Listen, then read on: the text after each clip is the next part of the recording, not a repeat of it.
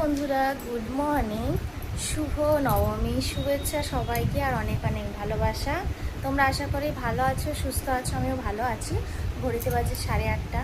কালকে যেহেতু জার্নি করে এসেছি, সারা দিনটাই জার্নি হয়েছে, এত ক্লান্ত ছিলাম, খাওয়া দাওয়া করে প্রায় 10:30টার মধ্যে শুয়ে পড়েছি, আর শোয়ার সাথে সাথে ঘুম। তো যাই হোক, ঘুমিয়ে এই সকাল 7:30 নাগাদ উঠলাম।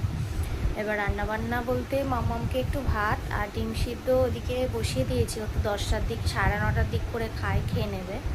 আর এদিকে বিছনাপত্র সব গোছাচ্ছি, কারণ দুদিন ধরে ছিলাম না, একটু তো গোছগাছ করতেই হবে, সেইগুলো গোছগাছ করছি। রান্নার চাপটা নেই, কারণ রান্না হচ্ছে মামার বাড়িতে খাওয়া দাওয়া, তো ওখানেই যাব খাওয়া দাওয়া করতে।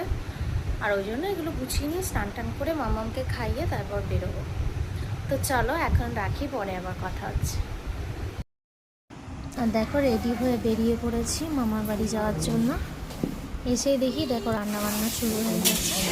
সেদিন খুব আনন্দ করে কাটিয়েছি, রান্নাবান্না করে খাওয়া দাওয়া করে আমরা এই সন্ধ্যের দিকে বাড়ি চলে এসেছি। এই প্রত্যেক বছর নবমীর দিন এরকম সবাই একসাথে খাওয়া দাওয়া হয়, এটা বেশ মজা লাগে, ভালো লাগে, আনন্দ হয়। এই হচ্ছে আমার বড় মামি, একটু গল্প করছিল,